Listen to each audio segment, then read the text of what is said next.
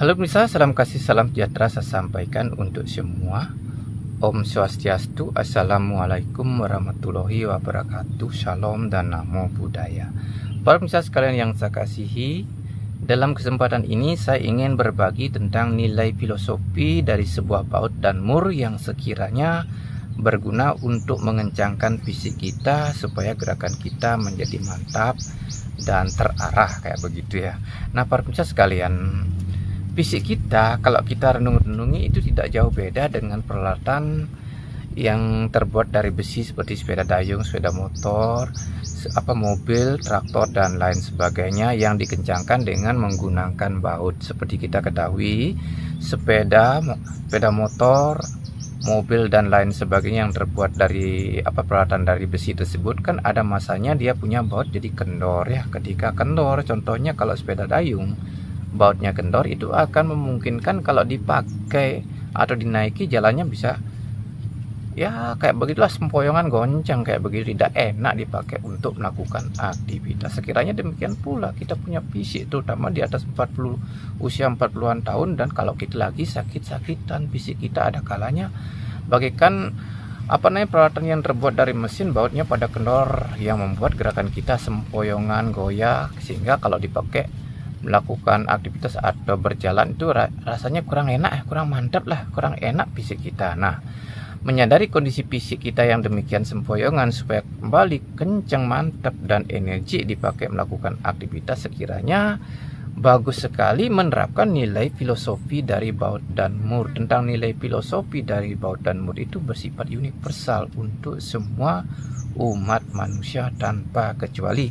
Sekiranya semua orang dari keyakinan yang berbeda bisa menggunakan nilai filosofi dari baut dan mur. Para pemirsa sekalian, tentang nilai filosofi baut dan mur itu, kalau saya dapat saya katakan, itu merupakan sebuah simbol atau petunjuk beragama di zaman modern yang sekiranya untuk kita yang hidup di zaman modern, yang mana nilai filosofi dari baut dan mur itu kiranya mudah kita pahami ya, sehingga dengan adanya nilai filosofi baut dan mur, seseorang bisa menjadi lebih mantap menjalani keyakinannya masing-masing. Nah para pemirsa sekalian yang saya kasihi, tentang nilai filosofi dari baut dan mur tersebut sekiranya hanya berupa pesan singkat dari ajaran agama ya. Dikatakan pesan singkat di mana kata baut ini yang terdiri dari 4 huruf itu kalau dipanjangkan baru pesan agama secara keseluruhan bisa diketahui dengan terang.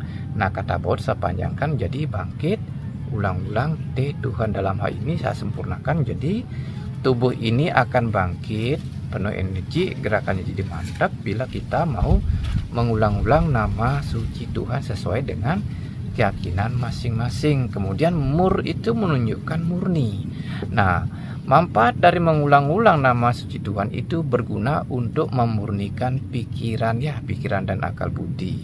Ketika pikiran dan akal budi kita murni, maka pikiran kita akan menembus Tuhan ya, menembus kediaman Tuhan dalam kekosongan, dalam keheningan. Itu Tuhan itu bisa dimasuki dengan pikiran kita, bukan dengan badan fisik kita ya.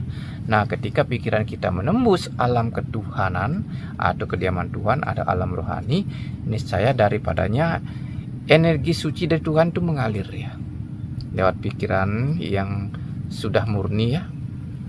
Energi Tuhan itu mengalir.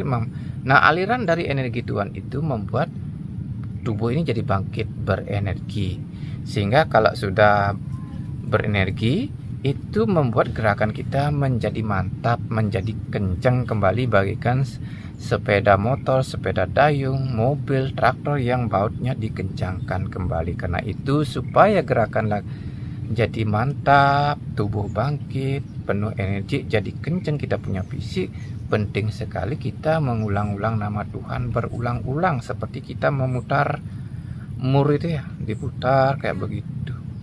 Nanti perlahan-lahan bautnya masuk dengan sendirinya ya, masuk dengan sendirinya kalau diputar. Kalau tidak diputar tidak masuk. Sekiranya demikian pula agar pikiran kita bisa menembus kediaman Tuhan, sekiranya nama Tuhan diulang-ulang ya, sambil memutar tasbih. Kalau Islam tasbih, kalau Hindu japa mala, Kristen mungkin rosario, kalau Buddha tidak tahu saya namanya ya. Nah itu diputar.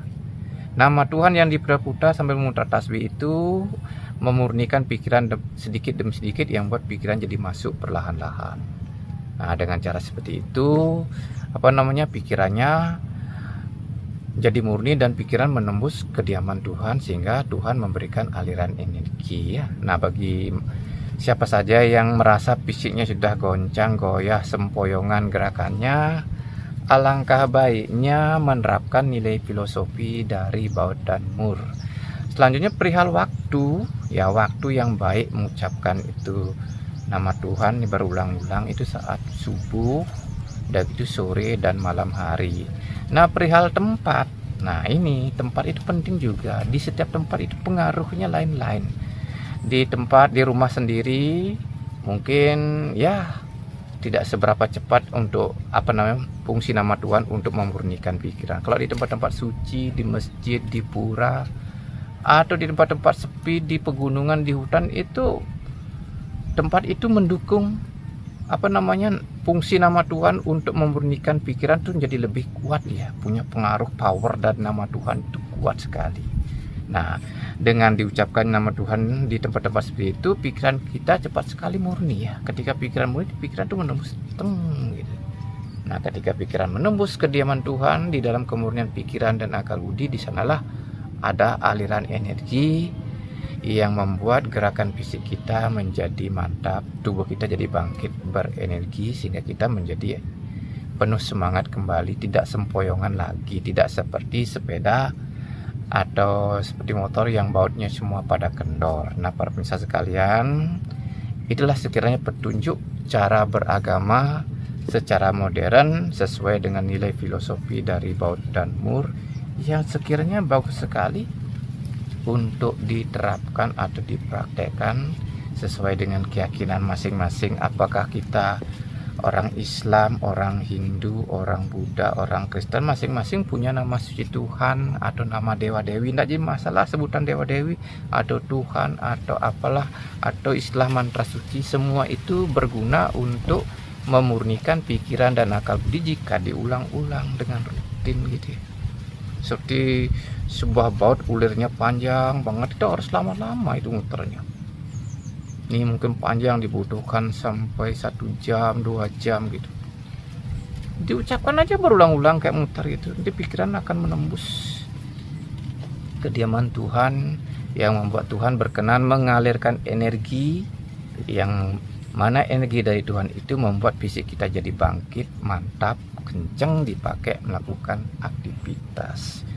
Para pemirsa sekalian yang saya kasih, demikianlah nilai filosofi dari Baud dan Mur yang dapat saya sampaikan. Kurang dan lebihnya saya minta maaf, karena tentu saja saya sebagai manusia biasa dalam menyampaikan hal-hal seperti ini, nilai filosofi ini banyak kekurangannya. Mungkin tutur kata yang saya sampaikan mungkin kurang metodologis atau bagaimanalah, pokoknya itu banyak sekali kekurangan. Ini pun saya berbagi cerita ini, artinya saya bercerita ini keadaan ya istilahnya memaksakan diri, mengingat saya menemukan sebuah petunjuk seperti itu. Sepertinya kalau dipakai sendiri kurang bagus, kiranya lebih baik dibagi kepada sesama. Siapa tahu teman-teman memang membutuhkan atau bisa memahami dan bisa dijadikan sebuah solusi untuk menolong fisiknya yang lagi lemah, lagi sempoyongan, supaya bisa bangkit kembali menjadi pribadi yang energi dan penuh semangat. Oke, dalam kesempatan ini saya akhiri cerita saya dulu sampai di sini. Di lain hari, di lain waktu, saya akan bagikan cerita-cerita yang lain, dan saya akhiri dengan ucapan Prama Santi Om, Santi Santi Santi Om. Terima kasih.